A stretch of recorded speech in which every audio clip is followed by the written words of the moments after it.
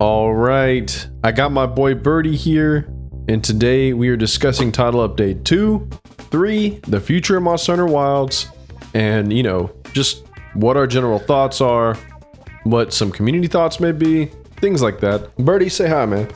Hello, everybody. I'm back. Hello, everybody. Yeah. You always find new ways to say hello. I got a million accents, but none of them is German.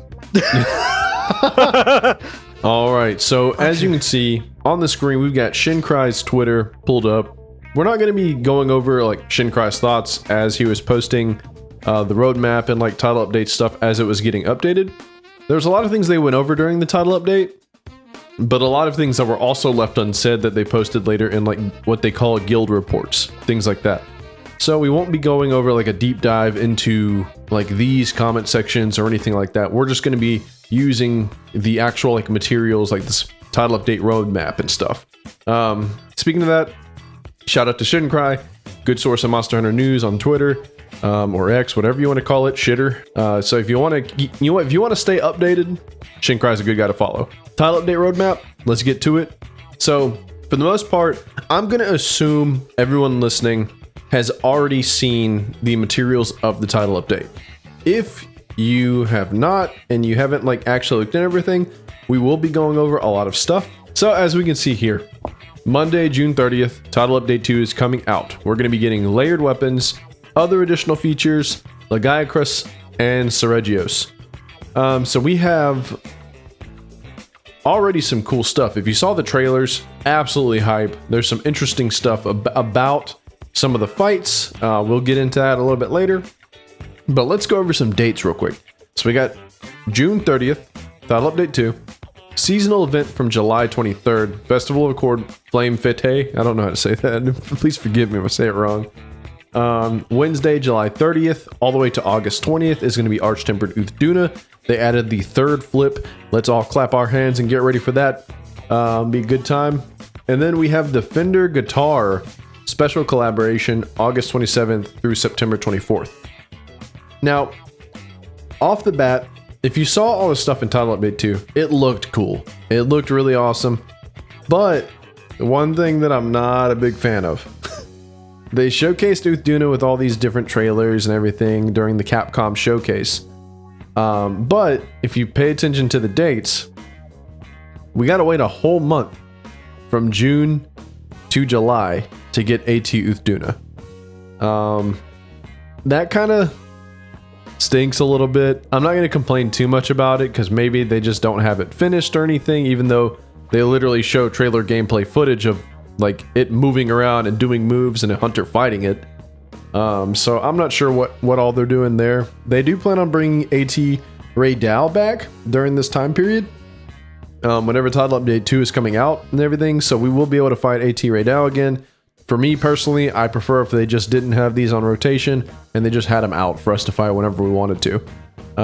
My assumption is, since title update 3 isn't coming until September, my assumption is that some of the stuff is padded out a little bit later so that the wait doesn't feel quite as bad, so they have new stuff to continue feeding us as we're moving on to the next title update. That is my assumption. I am not a Capcom insider. I have no idea what's going on in there, but it sounds like a good idea to me, albeit it might ruffle some feathers like people like me. What do you think, Berti? Yeah, very similar. Like, I'm guessing they're delaying the release just to keep us, again, drip feeding content so people come back or can say that they keep releasing content. And yeah. I think AT Raydal, though, they didn't wait that long, like a whole month. It was maybe 3 weeks for AT Raydal, but I'm not sure. It was like 3 weeks. It was like 2 or 3 weeks. It was a little bit less, but I don't know. I do wish as well that they would just release her at the same time. Just give us everything. Because whether we play a lot more in like a big chunk, right, at once, or a little bit less but spread out, what's the difference? Does it really make a difference in the grand scheme of things? I don't know. Maybe for them. Maybe. A couple of funny things. So they did have like a full list of different things that they planned on changing. That includes weapon buffs and everything to that nature. I'm not going to get down. We're not going to break down all of the weapon buffs. I feel like that would just increase the length of the video way too much, and it would also be kind of boring for people that don't care about like specific weapons. Maybe their main weapon isn't affected, things like that. Shincry posted a plethora of different changes that are pretty much universal. So like this is a huge quality of life, big W. Added item boxes outside of the hunter's tent in each base camp and the grand hub. Now if you want to access your item box, change weapons, I assume you'll be able to change weapons. All of these different things, quickly restock. You don't have to enter the tent and then come back out. You know, it's a little bit of less time shaving, especially for those of you that enjoy staying out on expeditions and just hunting the monsters as they come in. That's just going to kind of smoothen the process even further.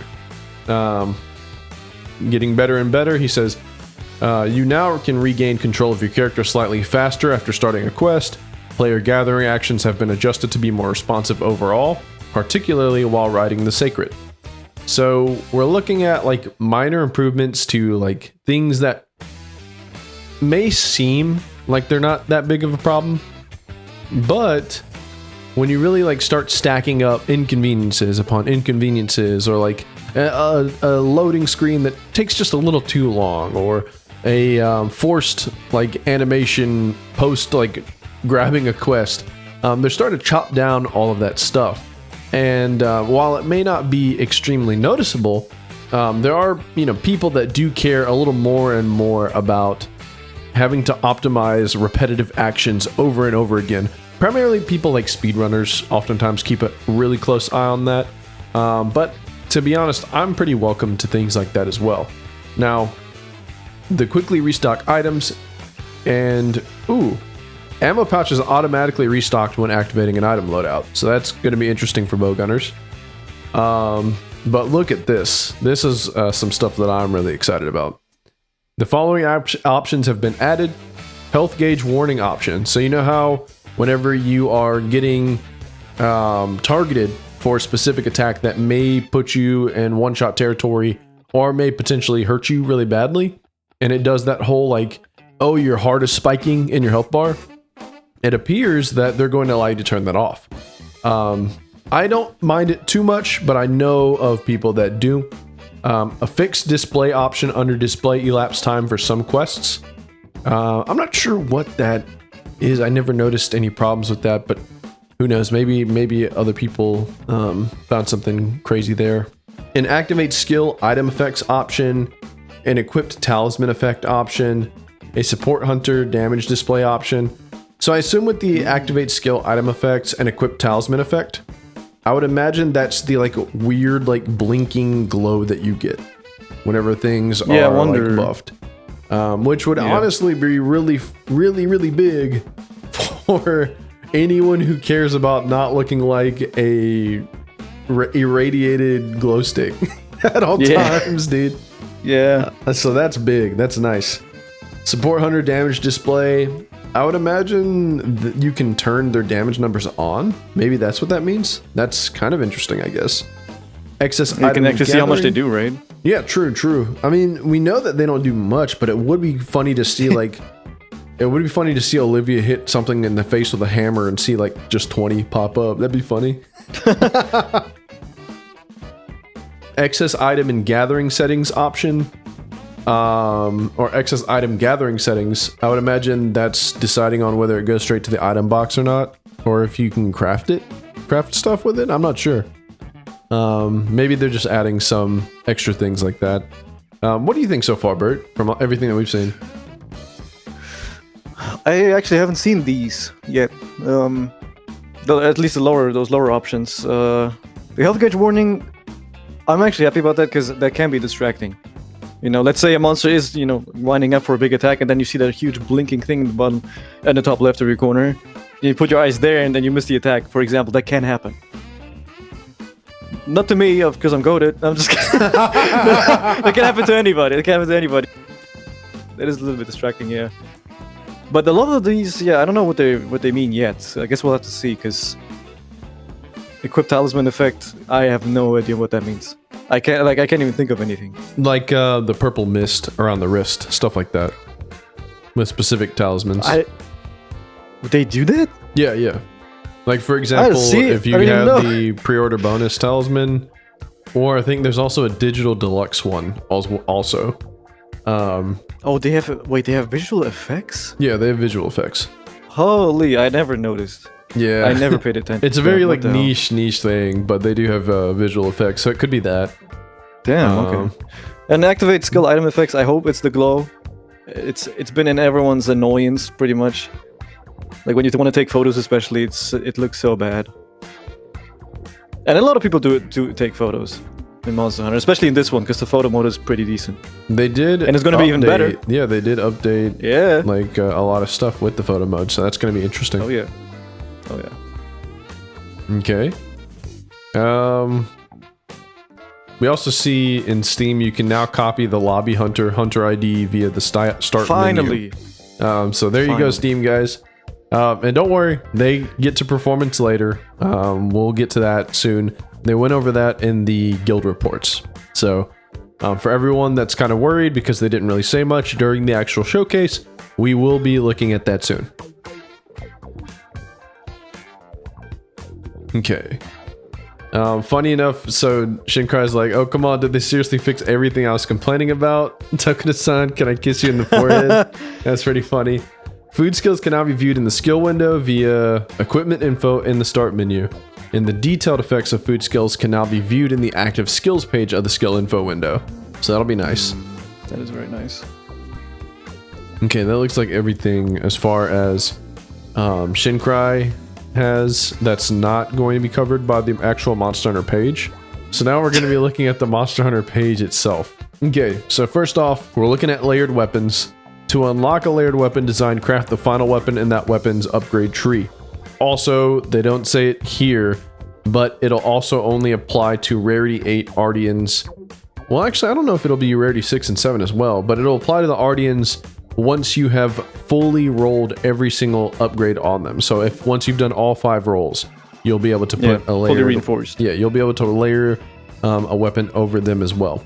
So, layered weapons, that's big. This will be the first time in series that we have layered weapons in base game for every single weapon. And this early.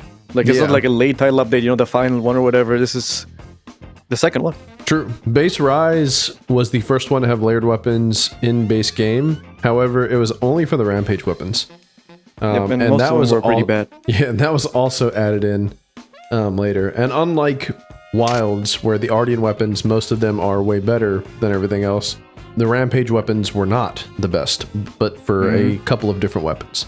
So, as you can see here, if you don't know this already, during the Legiacris showcase, they're actually showing off some of the light underwater combat elements. No actual weapons will be used, but as you can see, you have the movement. You can actually use the slinger as a clutch claw, kind of. Go to his head. I'm not sure what you're gonna do if you do that, because it doesn't actually show what you do. Like, I think for a second you can tell it looks like he punches him or something, or stabs him. Let's see that right there. Yeah, you maybe stab. Yeah. That's actually kind of interesting. So I did see some people that were kind of critical about this aspect. They were kind of like, I mean, even I'm kind of like, oh, it's a little bit of a half-assed gimmick almost, because there's not really too much substance, and I can easily see it being something that's like, oh, this is a really cool spectacle the first time I do this, but if it turns out to be an annoyance after, that's not going to be good, because like if you're not really able to do much damage or anything, all this is going to be is an artificial run lengthener, right? Because you're not actually going to be actively fighting Legiacris. You're going to chase him down into this little watering hole, and then you're just going to be swimming around doing whatever this is. So it's not completely ideal maybe for a lot of people, but I also saw on the inverse end, someone was like, you know, they're probably testing the waters for some things, and if you remember back in another video, I actually talked about how focus mode might actually be the perfect time to bring underwater combat back, because you would have actual like full 360 degree, like aiming up and down, like you could do all sorts of stuff.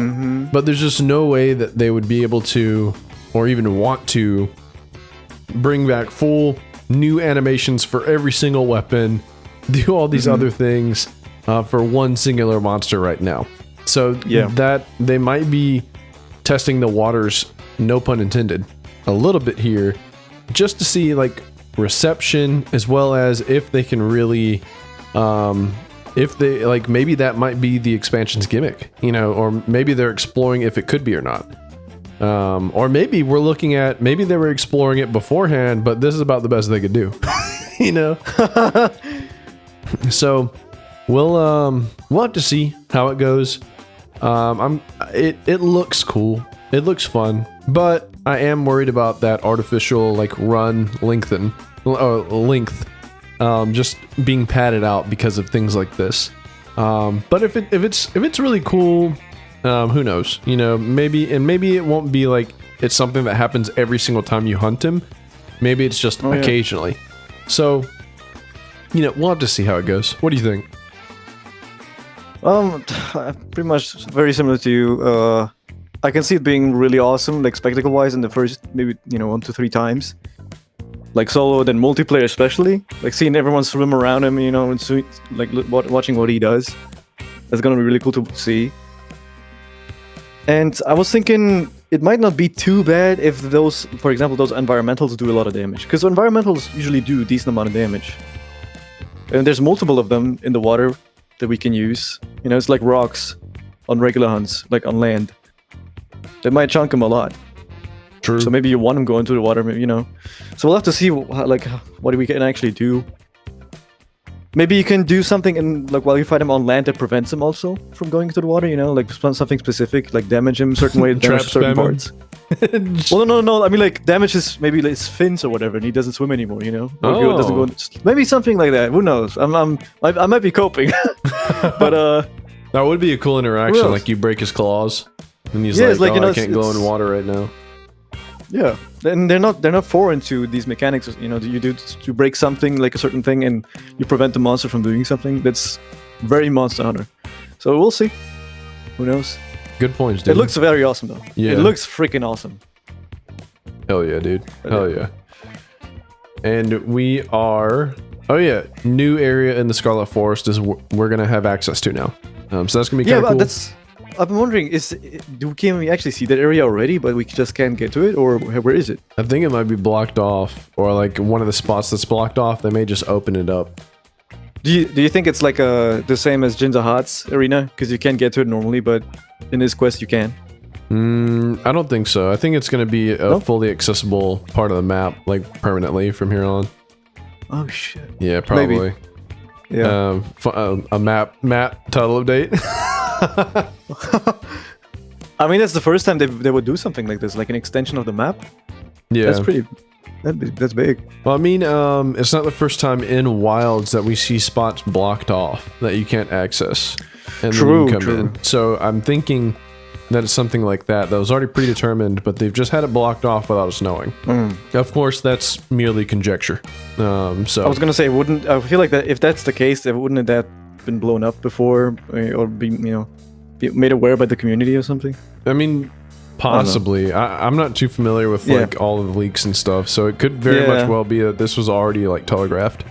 True. I'm not sure though. Yeah. Now, Capcom, Monster Hunter team, and the community managers, shout out to the boys, Boost Toast and Jono. They well, I'm not sure if they're the ones completely behind it. You know, maybe they're helping out. True. But guild reports are to keep us updating. The development team is working on things moving forward. So the guild reports are to keep us updated on what the development team is working on, and it's pretty much just like a transparency thing. One of the biggest issues with pseudo live service games or anything like this, or any title update model or anything, is the lack of communication. And whenever we have lack of communication, people can only speculate. People can throw hissy fits without like having all the info. For example, one of the biggest things after the showcase was People were crying and yelling about the performance, rightfully so if you're a PC player, but it was just because they didn't address it in the showcase. However, later on in the guild reports, they do address those things. Now, even with the way they addressed them, some people weren't satisfied, but we can go into what they addressed later, and you can make a decision for yourself. But pretty much, this is their way of being able to communicate more things beyond just us waiting on a video periodically, maybe every couple months. So this is, I think it's a good step forward. I think that they need to keep doing things like this, and that'll help with the morale of the community as a whole. And they've never done something like this before, like to this extent. Yeah, it's pretty big. To this extent, this is pretty big, yeah. So first off, they look at the future update plans, and they actually telegraph what's going to be happening Title Update 3 and Title Update 4, which is very, very cool, by the way. Oh, see, we do get an early August update, yeah. Yeah. And that's going to be weapons. Okay. That's going to be weapon balance adjustments. Now, the weapon balance adjustments, I'm pretty sure that most of them are already out. It's just part of what we're not going to be looking at today. If you are interested, I'm going to try to find the stuff and provide a link for you to be able to look at all that information. And to my knowledge, their idea is to bring forward weapons that are right now a little bit weaker and push them ahead to be a little stronger in different ways. And I've seen other things like apparently these weapons aren't the only ones that are going to be affected. I've seen weapon balance changes for like S&S, all sorts of different stuff. So yeah, we might not go over it in detail, but we could say like pretty much almost all the weapons have gotten a buff except for Sword and Shield. They got a small nerf, and Charge Blade also. But look forward to like all of your weapons being a little bit better than before. Yeah, true. Or much better, like Hammer. Oh yeah, in Hammer's case, you get entirely new moves, so that's really cool. So yeah. All right. Stuff. Title Update 3 though, we're going to be getting additional monster, of course. Probably a couple. You know, if hopefully if they keep the momentum going. New level of quest difficulty. That's going to be interesting. You know, because we don't know exactly what that's going to be. Is that going to be like 9-star? You know, so like we're still trying to figure out what that is, but it's we'll have to see, because right now, given the track record so far, they're snowballing shit with these new 8-star tier 5 tempered monsters, like Gore having 55k HP, like all these guys being able to just chunk you down. They're probably taking us on a roller coaster now.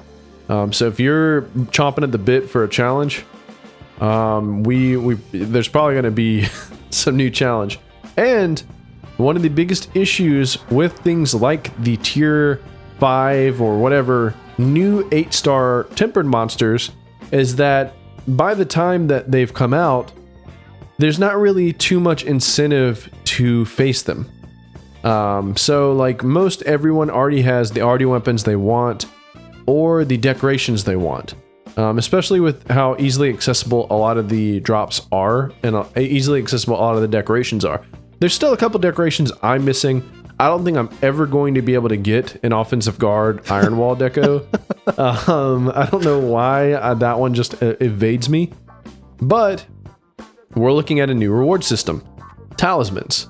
So looking at the paragraph here, there will be unique rewards, and it says the new quest difficulty, which will feature their own unique rewards, and these rewards will be for a talisman crafting system, which can be assigned various skills at random.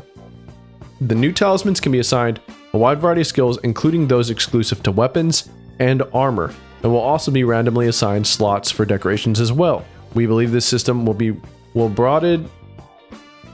Okay, I think they meant broaden the range of builds and create a gameplay loop that encourages players to equip themselves to take on the game's toughest challenges. So, interesting enough, they are adding new incentive, and with the rising difficulty, there is probably going to be good reason to use these new talismans.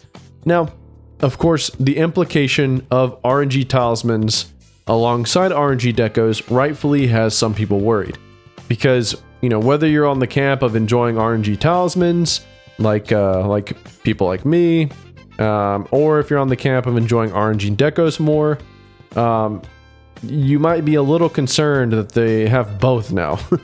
And even though like RNG decos isn't too bad in this game, we don't know how heavy the RNG is going to be for the talismans, especially since it's going to be linked to this new layer of difficulty. And it's basically like a whole new kind of end-game model, right? So now we're going to have the Artian rolling, and we're going to have deco farming, and we're going to have the highest challenges providing us with talismans that actually give us decoration slots and potentially weapon and armor skills, or one or the other. But the thing is, if I'm not mistaken, talismans that you can craft do not have any decoration slots, and they can only craft armor skills. So we are looking at some actual like substance as far as improving the capabilities to make some different kinds of builds, or maybe just enhancing the power of current builds. We'll have to see. But this is definitely interesting. I know that we've had like audibles as far as end-game systems go for new gen Monster Hunter before, but this is the first time we've actually had them like switch the way the end-game system works like completely, like midway. Yeah. And unlike things like Kulftaroth or Safi Jiva, the implications of talisman rewards may have some form of evergreen implication and can be used like in a more universal way. So like if you farmed Kulftaroth in base world, you got power crept by Kulftaroth again with the Kiara weapons. And you also got power crept by the Kiara weapons. You got power crept out of that by the time that newer stuff came out. So the content wasn't evergreen. Even Safi Jiva, everyone was running Safi Blast for a bit. And Iceborne World having a very raw emphasized meta besides bow and dual blades, most people weren't even using those weapons in completeness. So you were farming random RNG weapons, target farming the same monster over and over again, only to get power crept, sometimes within the next update. Safi Jiva's best raw weapons were matched by Raging Brachydios for little to no grind. So, you know, like unless you were unlucky with the Immortal Reactor, then good luck. Unless you were unlucky with the Immortal Reactor, but that was a little hard because the Immortal Reactor had a good drop rate since you couldn't get an investigation for it. Now, this is interesting because the implications of a new reward system with talismans, they also include that they want to keep the Artian system. They want to keep that strong as well. I don't know how you feel about that. I'm not the biggest fan of the Artian system. But some of my biggest gripes are kind of alleviated with the layered weapons. So it is what it is, whatever. The talisman system, we may be looking at talismans that could be better, that can run you through G rank or master rank whenever that comes out. And in that form of like unbridled content that you grind out to prepare for the actual expansion, and you can actually use that throughout the course of it. Because when you think about expansion content, you can build the greatest set of all time and you can run it for the DPS, but you're going to start getting absolutely smashed up by the time you hit the middle of the expansion, probably. So at some point, yeah, like Dragon Armor, in base world, so it was so good. So at some point, you might just, you know what, you could, even if you don't even want to, if you don't care about just running high meta DPS or whatever, you'll probably just drop it off and then pick up a higher defense, armor anyways from master rank. So the implication of having a talisman that you can carry with you in master rank and possibly run through all of master rank, that's actually kind of exciting for me. Because when I think about grinding things, I think about the implication of how long is this going to last me? How much mileage am I going to get out of it based on how much time I spend actually trying to get this thing? So this is actually pretty exciting. It opens up a lot of different avenues for conversation. And naturally there are ways that it could go wrong. Maybe they have RNG talismans and then they lower RNG for decorations in master rank whenever it drops out. So we get RNG talismans and decorations, and that would be absolute dog shit, dude. But I would like to believe that they wouldn't go that route. I would like to believe. What do you think, Berti?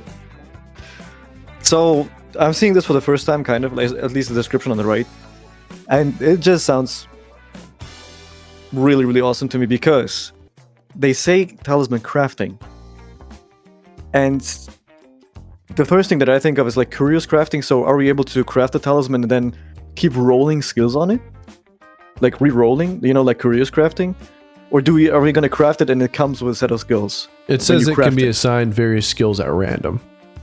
So that sounds like curious crafting. It sounds more like regular talisman melding. So, like, you craft it and then it comes with a random set of skills. Yeah. Right. Whereas like curious crafting was you have a stagnant piece of armor and then you augment it to have like random skills and take away skills and things like that. But it looks like with this, it's going to be more like talisman melding. Well, if they... You mentioned it, getting mileage out of it. What I'm wondering is, what if they just going to extend this endgame to the expansion? Just like talismans in Rise. That's definitely possible. That's definitely possible. Yeah. Because they might, because, why not? And if they do this well, Base Wilds is going to have like the most varied endgame of any Monster Hunter. And things to go for, in my opinion, at least. As far as because you're gonna have decos. As far as new gen goes.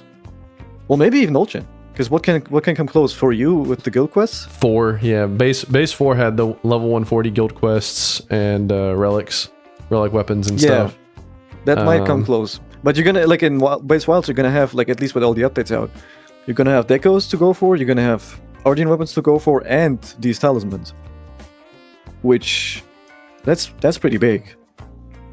And in terms of the new level of quest difficulty, I've been wondering, is it going to be like you said, are we going to get 9-star with just higher stats? Or maybe they think of something like multi-monster quests, like even more, 3 or 4 monsters in one quest, something crazy like that, So we have no idea how they're going to do it yet with the difficulty. Because 8 stars they're already cracked, like some of them at least. Especially stuff like Gore. I mean, all the apexes at 8-star can be kind of dangerous if you're not careful. Yeah, I mean, and already we had Mizu, he was the first one-shotting people at 5-star, 5-star difficulty. Yeah. So there's all sorts of shit to look forward to, no doubt. Yeah, I mean, I'm excited because I know some people don't like RNG Talisman, but I don't really care because unless you're a min-maxer, which. Unless you're a speedrunner, you don't, min-maxing doesn't really matter that much. Yeah, well, my whole viewpoint on this right now is that quite literally, this being a tacked-on system, there's no detriment to it. Yeah. Any talisman you get with any decoration slots and a weapon skill that's matches what you need is already probably going to be better than any talisman you can just make. Oh yeah. So you don't need the perfect roll. You can just incrementally get better and better, which is what people always did since 3rd gen. Yeah.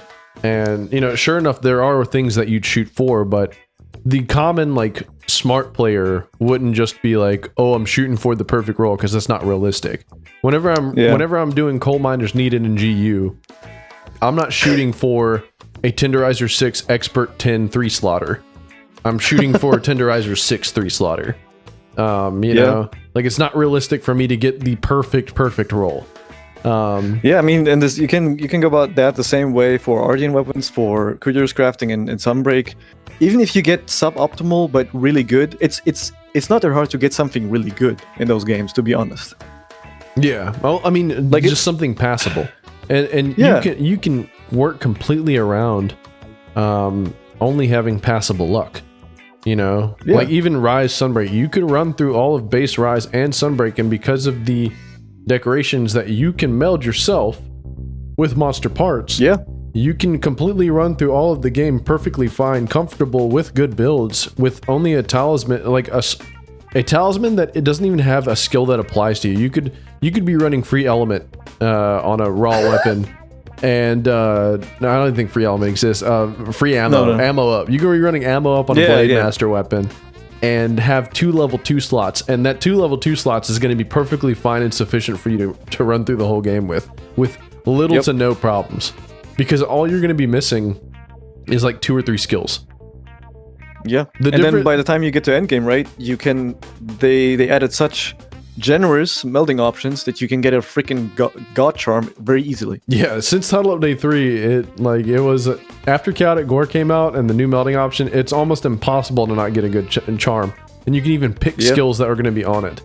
And then with Amatsu's that came out using anomaly parts, it was literally impossible not to get godlike charms. So it was. If you don't believe me, if you want me to make a video, I can, where I just go Talisman roll. If you want me to, let me know in the comments if you want to dispute me. Yeah, maybe we'll have to see how they do it with this Talisman system. Yeah, I mean, right now we're shooting shit out of our ass. Like, we don't know how it's going to be at all. But I guess one of the things is we want to alleviate concerns, because guys, it's a completely different system than what like Rise and Sunbreak did. It's not like the game Wilds was not built in mind with talismans like this. So right now they're kind of freestyling a little bit, and sure, that can be kind of concerning. But I'd rather something with potential evergreen benefits like this than something like Kulf Teroth, where you get a power crept weapon that's going to get power crept by its own self, and then power crept again whenever the expansion comes out. And you spend 2 weeks like grinding out the same monster over and over again for a weapon that's going to get power crept and power crept again. Okay, whatever, dude. You know, like, this is way better than that. Like, well, and especially, you go ahead. Especially considering it says we can get both like weapon and armor skills on this, which is going to be huge for the builds. Well, we don't know if it's going to be weapon, like if it's going to be just weapon skills or just armor skills. What do you mean? So like it says they can be weapon skills and armor skills, but we don't know if like it's a mix. Yeah, we don't know if it'll be mixed. We don't know if it'll be mixed. I'm hope if it's a mix, that's huge. If it's not a mix, that would be really, to be honest, ass. Well, I mean, the thing is though, like we're not able to get weapon skills on talismans right now. Yeah. So the implication of being able to just get weapon skills is exciting itself. But if they do mix it, that would be interesting. That would be definitely interesting. Yeah, I mean, considering that it says, randomly assign the slots and the skills, it might just be like we're just probably gonna get a mix. Yeah. Now we're spending a lot of time on the talisman. Let's move to Title Update 4. I mean, it's huge, right? The end game is one of the biggest complaints for some people, which I think it's overblown. But this is sounds like what people wanted. It's definitely nice. Like I definitely like the idea of them like not only escalating the difficulty, but actually giving a reason for it. I personally never had an issue with Artian weapons that much, because I think they're fine. My biggest issue was the layered. We didn't have layered weapons, so our weapons looked like freaking mechanical ass the whole time. Yeah. At least now they can look great, because we have so many sick designs in this game. Yeah. Well, the biggest issue with Artian weapons was that because decorations were so much easier, the Artian weapons were this game's stream stones, like world stream stones. So it was like in your face, like that RNG grind was in your face, and the idea of having to roll shit 5 times with very minuscule parts and like it's very very annoying. Very annoying. Well, yeah, the reason why I never found it that annoying is because I found it was kind of easy to get a good Artian weapon. You just never really engaged too much with it. You just never really engaged. Well, no, that was back then, but since then I've got all my Artian weapons that I wanted, and I found like if I like the what was I gonna say? I don't care about getting a 5 attack or 4 attack plus something else Artian weapon. I'm fine with getting a 3 attack and like a sharpness and affinity, and that's gonna be 99% there of an optimal Artian weapon. It really doesn't matter. Yeah, that's why I don't think it's a bad system. You still gotta roll that too, though. But then I think getting a roll like that is really easy, especially because you can roll and roll and roll over again. Because you get all the reinforcement pots back when you dismount them. That's I feel like that nobody ever mentions that, but that's pretty big. You get all your reinforcement stuff back. when you dismantle them, so you can just keep it rolling at no or little cost. But zany, so. And the actual parts themselves as well. True. But the game showers you with those anyway. So that's why I'm like, the game that system is like the least worst system, or the least bad system that we ever had. I feel like in those end games. I don't know, dude. Well, I don't think I'll dislike it more than I disliked Streamstone. So maybe you're right. Yeah. Well, we'll just see. Right now we're debating on who's winning in the arm wrestling with no arms. Something like that. True. I think just the end game is like the end game hate is overblown because of the general like negativity about the game because of other reasons. So that it gets attacked as well. Well, I think it's also a byproduct of, since this game isn't like a darling game, like it was expected to be a game that's going to be like excellent, striving, doing well, having very well thought out in-game systems. And the misstep was they basically brought out the end-game world 2.0, and the end-game world wasn't very good, but people didn't care at that time period. People care now. And so that's the whole thing. I'm not inclined to excuse a shit in game just because it's a base game. I think that they have had plenty and ample opportunity to learn from the past. And in fact, I'm just going to plug my boy Mr. MH's video here. He actually talks in depth about this. And you may not agree with every single thing that he says and whatever. I mean, even I don't. But I think that his discussion was excellent. And I think he actually does summarize the like end game feelings and the way the end games work very succinctly and very well, in a very well paced video. It's 2 hours long, but it's not like just a rambling yap session. It's actual quality scripted stuff. I know I'm advertising quality scripted stuff on my SlopTuber channel, but I hope you guys are willing to give that a shot too if you enjoy the great yappings that we do. But yeah, he talks pretty in depth with it. Let's continue on so this video isn't 2 hours long. True. What I'm gonna say though is the freaking sorry. One more thing. If these like looking at these future plan updates, it looking for at least to me, it's looking like the base wilds is gonna shape up to be one of the best. Dare I say, I might eat my own words later. I'm fine with that, but this is looking really good, freaking good to me. The base games always get way better after they cook. They always get way better after they cook. So yeah, this is par for the course. Everyone that was doom and gloom, whatever. If you've been around the block, you've seen these cycles. You know that give them some time to cook. Let them do the title updates. Even Rise, the most undercooked one that got all of its title updates front loaded, because they literally had to delay stuff for COVID. Even that one was the most undercooked. That still ended up rocking out with their cocks out. And a lot of people do, while more people like base worlds in game and base world as a whole more, there are a large subset of people that did enjoy base Rise more than they enjoyed base world. And those people exist, and it's not hard to bump into them either. Whether it's just because of the way the weapons play or the monster roster. I mean, I know this is a Wilds video, but just to kind of give a little credence to the statement I just made, think about the Elder Dragons in Rise versus the Elder Dragons in World, the actual fights themselves. People love the fights in Monsterhunterrise. People loved the way the weapons worked in Monsterhunterrise. And also, people liked that Monsterhunterrise. People complained that, RNG Talismans was the only thing. Well, people liked that Monsterhunterrise respected your time. By the end of playing Monsterhunterrise, you could have all 7 attack decos that you want, all 7 crit eye, all 3 Wex, all 3 crit boost, all 3 whatever you want to run. You want to run earplugs? Boom, there you go. You get all of your earplugs decorations, and you can carry that with you into Master Rank. You never have to worry about RNG. And whereas in World, you could put in 300 hours and you'll still be missing that non-elemental boost that gave you a 10% increase before they nerfed it in Iceborne. You're going to be missing that guard up decoration. You might be missing that load shells decoration.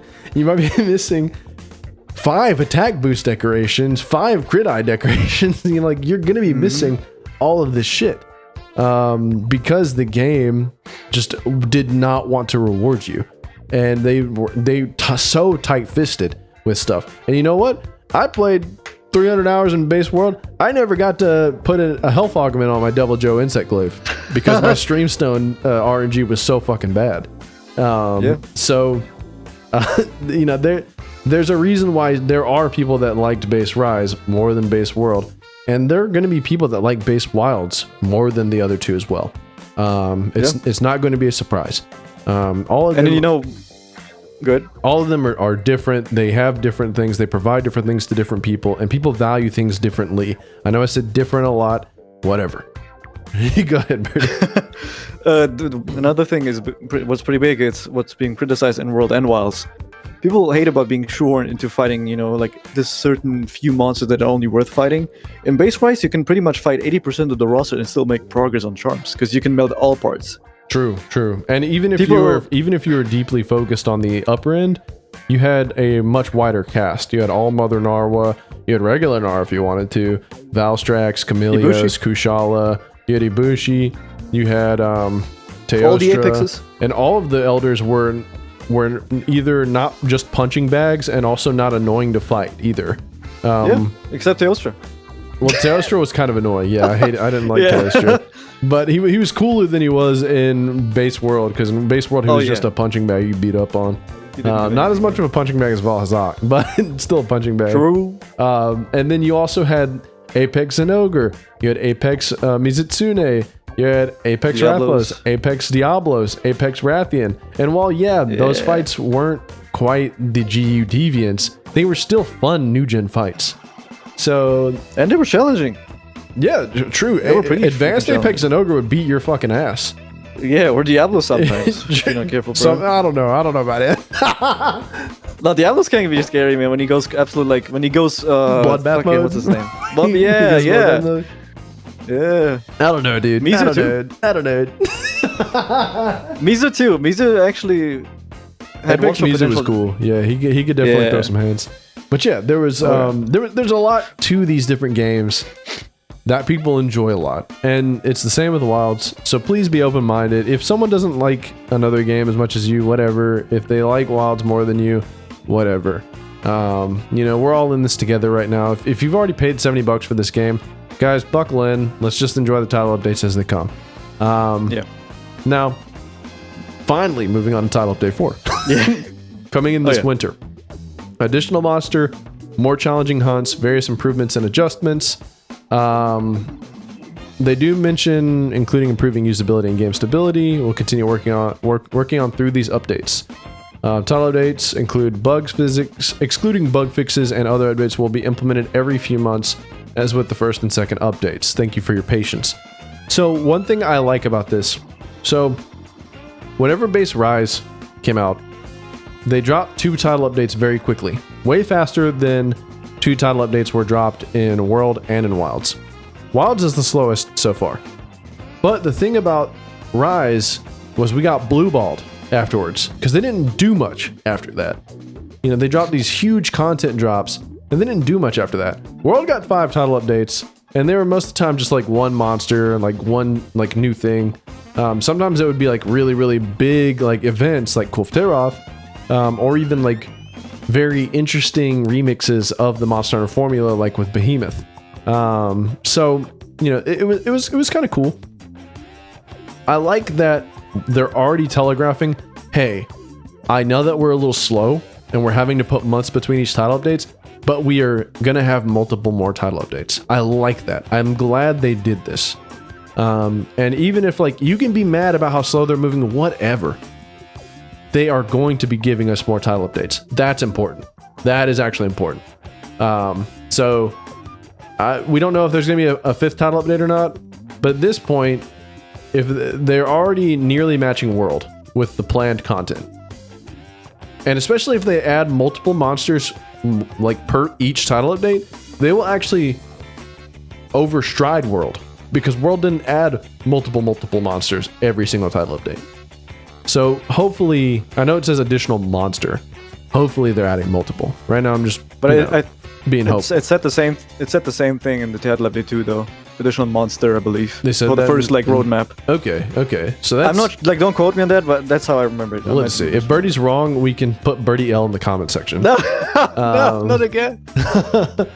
But yeah. Also, dude. what I gotta say about like the quality of monsters added in World, it's I don't want to shit on it too much, but something like Lunastra, I don't really count as a huge new addition because It was just annoying one likes Teostra. it was annoying Teostra. The gear was terrible in every single way, and yeah, nah. And same for like Behemoth and stuff. He may have added a new armor set, which was crazy meta, but only one new weapon, which was freaking Glaive. True, it was only one new weapon. And Leshen as well. Leshen added an armor set, which is Geralt, which also It was real shit. mid. Too. Yeah, it was real shit. and no new weapon except like a sword and shield, which was also mid. True. So like, come on, guys. And they didn't be real. add layered armor or layered weapons or anything throughout the course of Or a Base new World. level of quiz difficulty, you know? Yeah, they which we're didn't gonna do any get. of that. Yeah, it's gonna be interesting. More challenging hunts. I'm not sure what they're going to be talking about because that's different than new level of quest difficulty. So we'll have to see what's going on. Yeah. there. Maybe they mean new event quests, like challenging event quests. Maybe that. Maybe some kind of like enhanced form. So like maybe like an advanced hazard risen. Gore. You know, we'll see what they're doing. We'll see what they're doing. Next up. Okay, so this is another. This is for Title Update 2 specifically. Oh yeah. Major Stuff. improvements and adjustments. So, improved Sacred usability is interesting. Both the speed that your Sacred runs to you when you call it and the response speed for controlling it. Sacred response speed will be very good because they can feel a little unwieldy at times. But the speed that they run to you when you call them, I wonder how significant that's going to be. Because that's actually one of the things that makes the Sacred pickup a little inconsistent. Well, they showed it before and after video. They posted it. They showed it standing up. I'm wondering about like on down. Oh yeah, you're right. Things like that. So like, we'll have to see how that affects the game and game balance. Improved map usability, removed the skip function from important chat notifications and made it so that the map can now be opened even while the notifications are active. Adjust the map so that it can no longer automatically switch levels when focusing on a large monster. That's nice. That's gonna be nice.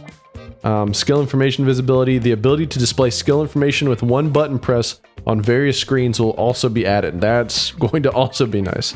Are they talking about like the detailed description what the skill actually does? Yeah, it looks like it. So, because we have so many that don't tell us what they do. Yeah, yeah. That's so annoying, bro. Okay. The ammo pouch is now automatically restocked when activating an item loadout. Yeah, we That's saw this good. already, right? Yeah, we saw some of that stuff there. Oh, take all, not that's Take good all. stuff. Take all from Nada is gonna be nice. Remove all decorations function to the edit decorations sub menu. Good too. Added item boxes. We saw that. Outdoor item boxes wonder- camp gear option. Okay. I wonder if those boxes, if it's gonna be like the ones in the Wounded Hollow, you know, the box at the top of the Wounded Hollow. It kind of looks like a tent, it's but probably not gonna be like that. Yeah, it's probably gonna be like that. It looks like various balance changes focused on upward adjustments, buffs, lots of different weapons. They did show off in the other picture like other weapons and stuff. It looks like they're make further adjustments. Update early in August. Okay, so this is what we saw in the August section of the roadmap. Improved game stability for Steam version. I'm not the biggest tech guy, so I'm not sure exactly what all of this is going to do or how it's going to affect you guys, but it looks like they are addressing game stability and performance. Hopefully they're going to be able to iron out some of the things that have been plaguing you guys. As a console man, I can't help but be kind of happy that I'm on console for the first time as opposed to being on PC, but I also feel bad for you guys. I hope that they improve it soon. There's no excuse as to why it should be this fucked up and why it got worse after another update. You know, so hopefully they'll iron that out. Best of luck to you guys. Fingers crossed. Yeah, I've been playing on PC since release and I didn't have many issues, but I also have a beast of a machine. It's not running great, it's running fine. Could be better, but what I can tell you guys on PC at least, I know we shouldn't like have to mess around with mods to make the game run better, but check out mods and stuff. It's not gonna harm your game, and stuff like RE Framework is good for everybody. Like, it makes the game run better for everyone, and it's easy to install. And it's not a fix. Of course, they still need to do stuff, but at least, you know, try to make the game run better on your end, so you can at least enjoy what you bought. Yeah, definitely be cautious though when you can. Yeah, I mean, like I said, most of the mods that do stuff for performance, that's not gonna put you in danger of getting banned or anything. It can't. Just don't install stuff like freaking, oh yeah, unlimited body, what's it called? Unlimited character edit stuff. That shit can actually get you banned. And don't do that, because it's actually stealing money from Capcom technically, because they sell that stuff. Don't do that. Yeah, exercise caution, guys. Exercise caution. And for the shader comp issue that everyone's been having, just delete your shader cache sometimes. So it actually does the shader comp. That helps. It's again band-aid fix until they fix it actually, but I actually saw a something Lou Tyrannus posted a little while back about some fixes to performance. I'm actually gonna put that on the screen. Ooh, maybe you guys could follow whatever he was saying and see if that can help you as well. But continuing on, let's keep looking. I think that we are actually done looking at all of this, so now we can look at the guild reports. Guild reports, yeah.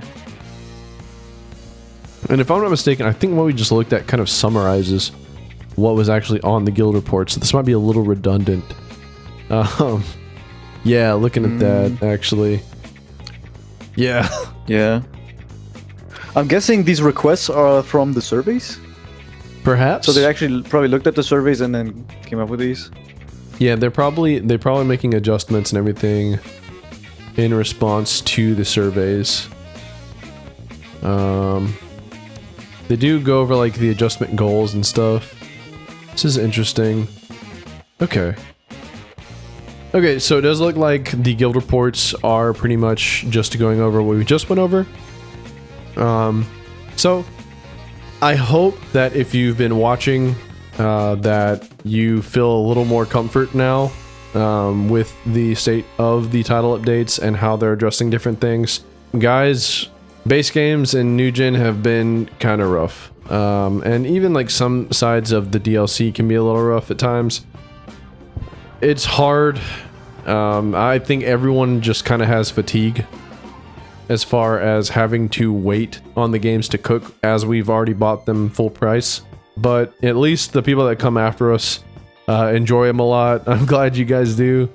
The people that'll buy Wilds on sale, they'll also enjoy it in like a year or so. Let's keep our heads up. My biggest advice: don't just sit there and burn yourself down trying to squeeze any life that you can out of a game that you've already played the life out of. Every single game in Monster Hunter that I've played, I've had to take breaks from. And I've played the shit out of all of them that are like easily accessible right now. In World I took months off, and I even skipped a title update or two during base and even during Iceborne. In Rise and Sunbreak, I took some time off, especially in Sunbreak after title update 3 and Sunbreak. I actually took a lot of time off waiting for the console release because I didn't want to burn myself out on Switch before I played it on Xbox. So, there's sometimes you got to do what you got to do. Play some other games, do some other things. And we played GU. True. We played GU. You know what? Yeah, that's actually perfect. Right now, play other Monster Hunters. And don't just like go back and play the ones that you've already played. Get out of your comfort zone. Try some other games. Try GU. Try 4 if you can. Try DOS if you can. There's so many different things and so many people in the community that are still playing these games. And I'm sure like if you vocalized some stuff like this, you want to really give things an honest shot. I mean, shit, there are people playing Monster Hunter Frontier, dude.